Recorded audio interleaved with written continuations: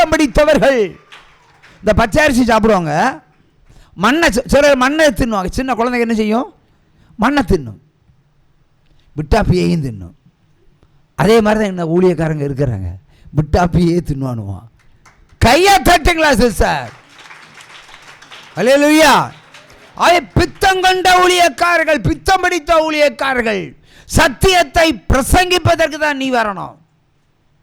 சாத்தானுக்கு வேதம் ஓத நீ வரக்கூடாது, சாத்தான வேற இருக்க வரணும். இதான் உண்மை. உண்மையை சொல்லணும். சூகேஸ் கிடைச்சா அப்படி பேசலாமா? இல்லை இன்னொரு ஆள் சொன்னோட அப்படி பிறந்து பேசலாமா? என்ன சொல்லியிருக்கணும்? நான் என் வேலையை செஞ்சுவேன். என் வேலைன்னா சுவிசேஷம் அறிவிக்கிற வேலை. எத்தனை பேர் மனந்திருந்தி பரலோகத்துக்கு போகிற வேலையை நான் செய்யணும். ஓன் வேலையில் நான் பார்க்க முடியாது. இப்போ இன்னும் ஆட்சி வரும், இன்னும் ஆட்சி வரக்கூடாதுன்னு தீர்க்கதரிசனம் வரைக்கிறது வேறு, அது என்னுடைய பணி. இந்த மாதிரி பரிந்து பேசுகிற வேலையெல்லாம் ஊழியக்காரர்கள் வைத்திருக்கக்கூடாது. வைத்திருந்தால் அவர்களுக்கு பேர் என்ன? பித்தம் பிடித்த ஊழியக்காரர். அது கிட்டத்தட்ட பைத்தியம் பிடித்த ஊழியக்காரர்கள். அப்போய் அபிஷேகம் பெற்ற பைத்தியம் பிடித்த ஊழியக்காரர்கள், தங்களுக்கென்றே தங்களை வளர்த்தி கொள்கிற ஓநாய் கூட்டங்கள். உச்சமா கையை தட்டலாமா? இந்த தெய்வம்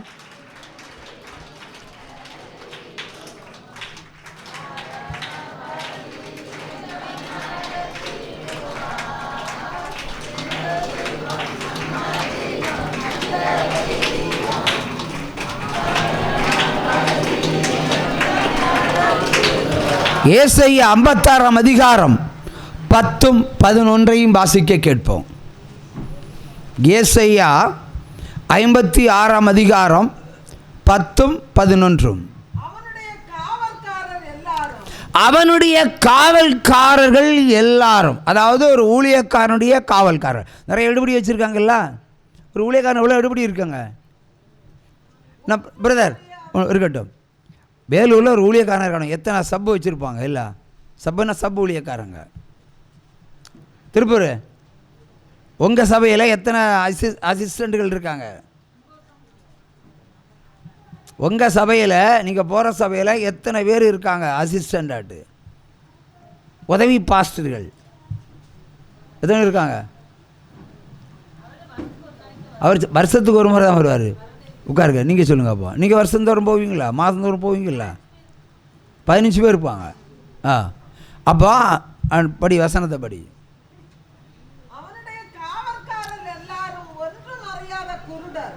அவருடைய காவல்காரர்கள் எல்லாம் ஒன்றும் அறியாத குருடர்கள், கண்ணு தெரியாதவர், கண்ணிருந்தும் கண் இல்லாதவர்கள். உற்சாகமா கையை தட்டலாம். அல்லேலூயா. சோர்ந்து பார்க்காம கையை தட்டுங்க. அடுத்தபடியாக என்ன சொல்றாரு?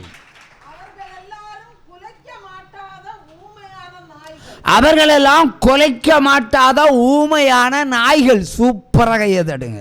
சூப்பர் வசனம். குலைக்க தெரியாது, ஆனால் ஊமையான நாய்கள், வாய் கட்டப்பட்ட நாய்கள். படத்தை போட்டால் பொத்திக்கிட்டு சும்மா இருப்பாங்க. உச்சமாக கையை தட்டலாம். குலைக்க தெரியாத ஊமையான கண்ணு தெரியாத நாய்கள் என்று ஆண்டவர் சொல்லுகிறார். நான் சொல்லலை. அவ எஃப்ஐஆர் போட்டு ஆண்டவர் பேரில் எஃப்ஐஆர் போடுங்க. உற்சாக கையை தட்டி அதே வசனம் திரும்ப வாசி. அவர்கள் தூக்க மயக்கத்தில் புலம்புகிறவர்கள்.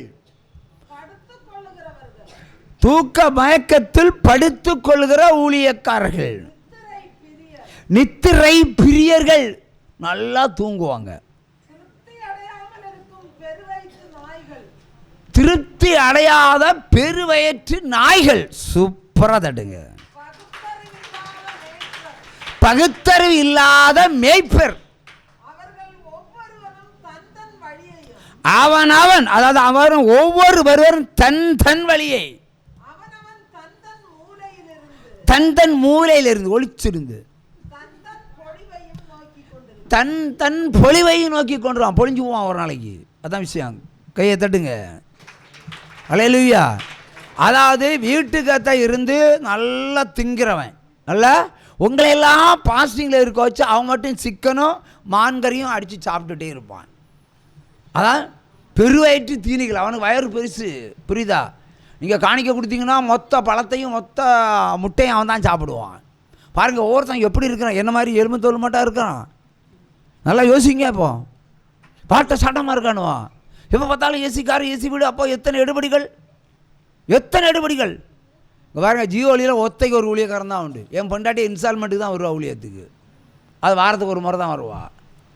இந்த பில்டிங்கில் எந்த வேலைக்காரலும் கிடையாது, எனக்கு எந்த அசிஸ்டண்ட்டும் கிடையாது, எந்த கிளார்க்கும் கிடையாது, எந்த டைப்பிஸ்ட்டும் கிடையாது, எந்த எடிட்டரும் கிடையாது, ஒரு சுக்கும் கிடையாது. ஒத்தைக்கு ஒரு தான் ஒத்த ஊழியத்தை மொத்த உலகத்துக்கும் செய்கிறேன்னு சொன்னால் கர்த்தர் இங்கே இருக்கிறார். அல்லேலூயா. அதே வசனத்தை திரும்ப வாசி, சப்தம வாசி, சேர்த்து வாசி.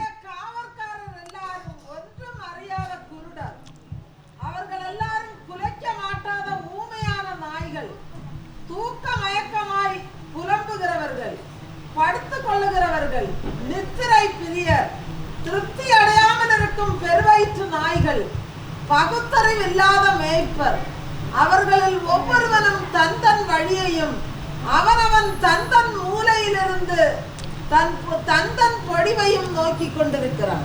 அல்லேலூயா. எவ்வளோ கடுமையாக பேசியிருக்கிறார் இல்லை? இன்றைக்கி ஒரு பையன் பெற்ற தாயை குறித்து பேசினான். ஒரு சின்ன பையன் நம்ம ப்ரேயரில் வந்த ஒரு சகோதரி பின்னாடி கொஞ்சம் போய் ஒரு பவுடர் போடட்டான்னு கேட்டான். சரி போன்னு சொன்னேன்.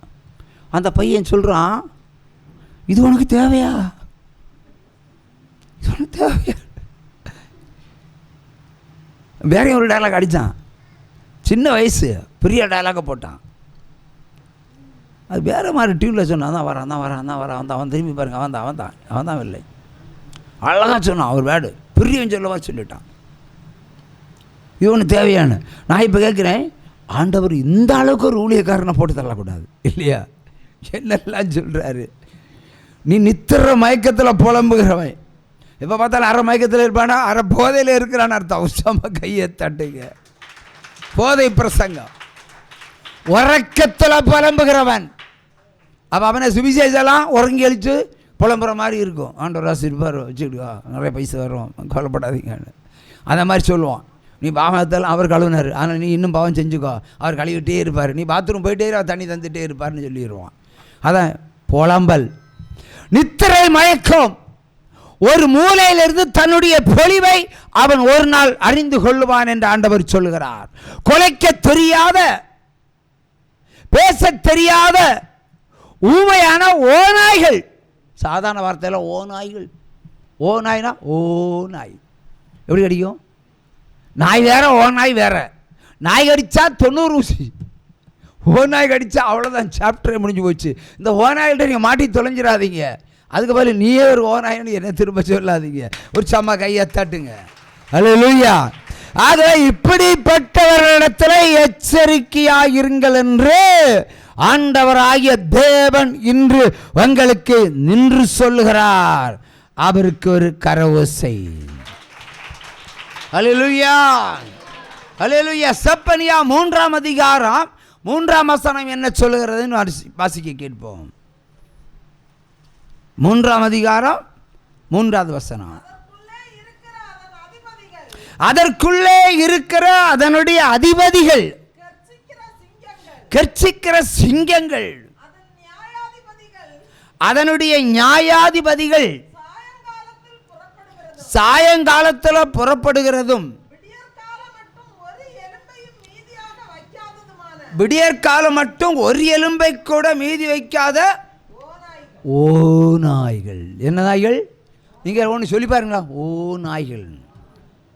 சத்தமாக சொல்ல மாட்டீங்களே, ஏன்னா உங்களை ஊழியக்காரில் நான் பேசுகிறேன்னா உங்களுக்கு கோவம் தானே வரும்.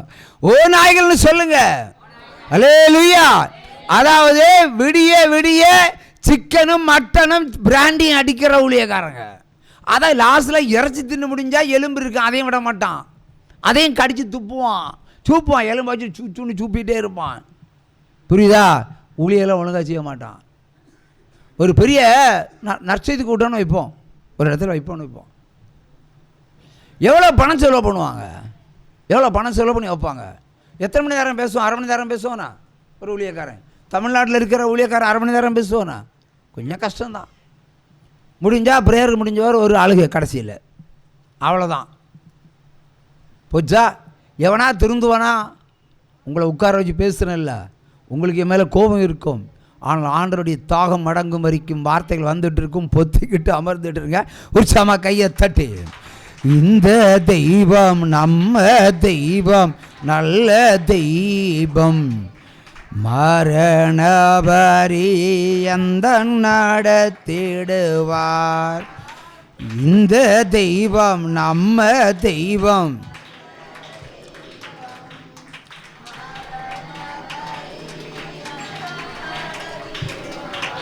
அடுத்து வாசிப்போம். மத்தேயு 7ஆம் அதிகாரம் 15-16. 15-16.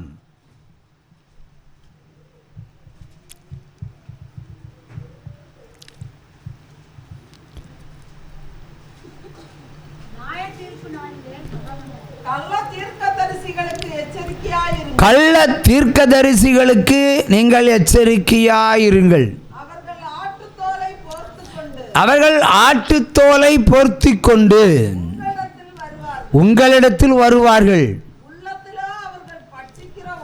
உள்ளத்திலோ அவர்கள் பட்சிக்கிற ஓநாய்கள். அவர்களுடைய கனிகளினாலே நீங்கள் அவர்களை அறிந்து கொள்வீர்கள். முட்செடிகளில் திராட்சை பழங்களையும் முள் பூண்டுகளில் அத்தி பழங்களையும் பறிக்கிறார்கள். ஒரு சமகையை தட்டலாமா? முள்ளுல திராட்சை பழத்தை அறுத்துருவாங்க, புரியுதா? அடுத்து அத்தி பழத்தையும் அறுத்துருவாங்க. ஜாக்கிரதையா இருங்க. நான் உங்களுக்கு ஒரு கள்ள தீர்க்கதரிசியாக இருந்தால் என்னிடத்தில் நீங்கள் ஜாக்கிரதையாக இருங்க. அதில் ஒன்றும் ஆட்சேபம் கிடையாது. சூப்பராக கையை தட்டுங்க. எனக்கு ஒரு கை தட்டு. அல்லேலூயா. ஆனால் யாருடைய கனி நல்லது? ஒரு கள்ள தீர்க்கதரிசியையும் ஒரு அந்தி கிறிஸ்துவையும் ஒரு மெய்யான ஊழியக்காரன் எப்படி கண்டுகொள்ளுது? அவனுடைய கனிகளில் செயல்பாட்டிலே நீங்கள் அறிந்து கொள்ளலாம் என்று வேதம் சொல்லுகிறது. உற்சாகமாக இதெல்லாம் அல்லேலூயா. அவனுடைய கனிகளிலே, அதாவது நடத்தையிலே கண்டு கொள்ளலாம். இப்போ வேதம் சொல்லுகிறது 2 தெசலோனிக்கேயர் 3ஆம் அதிகாரம் 7-15 வரைக்கும் உள்ள வசனம். ஊழியக்காரன் வேலை செஞ்சு சாப்பிடணும், காணிக்கை பைசையில் சாப்பிடக்கூடாது. வீட்டில் ஜெபம் பண்ண வந்தால் நீங்கள் ஒரு கப்பு தண்ணி குடித்தா கொடுங்க, அது வேறு விஷயம். அது உபசரிப்பு, அதுக்கு பேர் இல்லையா? சிஸ்டர் தர்மபுரிக்கு நான் வந்தால் ஒரு டீ தருவீங்களா தரமாட்டிங்களா? டீ கட்டாயம் தருவீங்களா? அப்போ ஒரு டீக்கு வேண்டி தர்மபுரியே வரலாம், உட்காரு. அல்லேலூயா. அதாவது உபசரிப்பு வேற, பெருமைட்டு தீனி என்பது வேற. காணிக்கை பேசுகிற தின்னு தின்னு தின்னு, அவனும் தின்னு அவனும் தின்னு, அவன் பொண்டாட்டின் தின்னு தின்னு கொளுத்து புளுத்து புளுத்து சாக போகிறாங்க. நான் சொல்கிறது தீர்க்க தரிசனம். இப்போது வண்ணகையை தட்டுங்க. காணிக்கையில் சாப்பிட்டா போட்டு தள்ளிட்டு போயிட்டே இருப்பார், அவ்வளவு. இப்போ நீ என்ன சாப்பிட்றன்னு என்னடா கேட்கலாம். அவன் சாப்பிட்டா தானே பிரச்சனை, சாப்பிடாமலே இருக்கிறான்ல. உற்சாகமாக தடலாம். ஒரு தொழில் இல்லை, 16 தொழில் இருக்குன்னு உங்களுக்கு தெரிஞ்ச தொழில் தவிர 16 தொழில்கள். இப்போ நான் 16 தொழில் செஞ்சால் நான் சாப்பிடுவேன்னா அதில் இல்லையா? அட்லீஸ்ட் என் சாப்பாடுக்கா வருமானம் வருமா? என் பொண்டாடி சாப்பிட வருமானம் வருமா வராதா? என் பிள்ளைகள் சாப்பிட வருமா வராதா? வருமா வராதா? வரும். ஒத்த தொழில் செய்யலை இவங்க. எதை வச்சு சாப்பிட்றாங்க? அப்போ என்ன இதை எடுக்கிறாங்கல்ல, இதுக்கு பேர் என்ன எனக்கு தெரியாது. ஷேவிங். யார் பிளேடு? யார் பிளேடியா? நீங்கள் கொடுத்த காசில் பிளேடு. கேவலமா இல்லையா? என் பிரதர் நீங்கள் யோசிங்க சிஸ்டர். பிளேடு கூட சொந்த பைசையில் இல்லை, கட்டிங். நான் இன்னும் ஒரு நாள் இல்லாமல் கட்டிங் போனேன். நான் சொந்த பிளேடில் தான் ஷேவ் பண்ணுவேன். சொன்னால் நம்ப முடியாது. நேற்றுக்கு ஒருத்தன் வந்தேன், என்னடே இழைச்சிட்டு இருக்கேன்னு காட்டுங்க. கொஞ்சம் ரொம்ப ஒருத்தன் வந்து உட்காந்துருக்கிறான், நான் இழைச்சிட்டே நிற்கிறேன். நான் ஏன் இழைக்கிறேன்னா அந்த பிளேடுடைய கூர்மை இதுவரையும் வெட்டி போகல. நான் சொன்னேன், இது 29வது சேவுடா, நீ நம்புவியான்னு கேட்டேன். ஒத்த பிளேடில் 29 சேவா? ஆமாம், 29 சேவு. ஆனால் இன்னோட நிறுத்துவேன், சனிக்கிழமை நிறுத்துவேன் என்னை.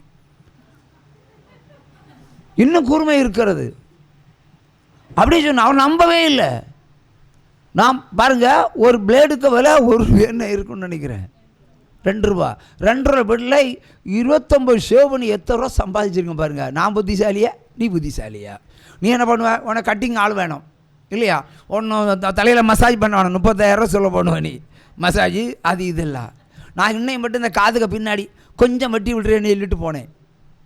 பின்ன கூட சேவ் பண்ணு, ஏன்னா வெறும் மட்டும் சொன்னால் கேட்கலாம் இல்லை, அவனை தொழில் அவமானப்படுத்துமா இருக்கு. அந்த பிளேடு நீ நாளைக்கு பயன்படும். 30வது சேவையும் சந்திக்கும். கூர்மை எவ்வளோ கர்த்தர் எனக்கு எப்படியெல்லாம் அற்புதம் செய்கிறார். ஒரு பிளேடில் விட அற்புதம் செய்கிறார். என்னுடைய சம்பாதிக்கிற காசு வீணாக போகாமல் இருக்க ஒரு பிளேடை வச்சு 30 நாள் ஓட்டிட்டார் பாருங்க.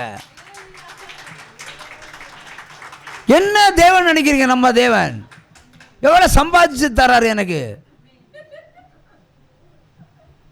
யோசிங்க. நேற்று என் பொண்டாட்டி கேட்குறா, பண்டம் வாங்கிட்டு வருங்க வரும்பான்னு. என்னடா பண்டம் வாங்கிட்டு வரேன், இவன் என்ன குழந்தையான்னு கேட்குறேன்.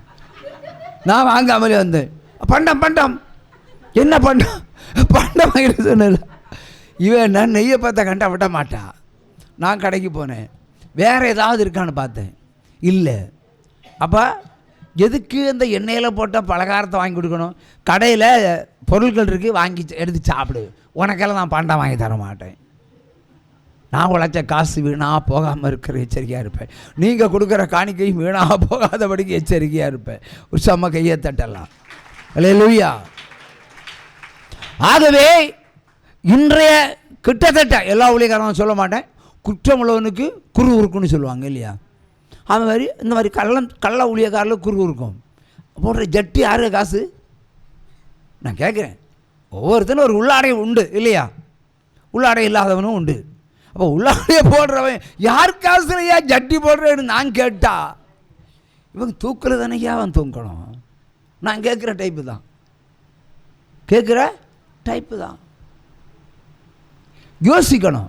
வேதம் சொல்லுகிற 2 தெசலோனிக்கர் 3ஆம் அதிகாரம் 7 முதல் 15 வரைக்கும் வேலை செய்யாத இருக்கிறவன் சாப்பிடவே கூடாதுன்னு கேட்டால் 24 மணி நேரம் ஊழியம் செய்கிறேன்னு சொல்கிறான்.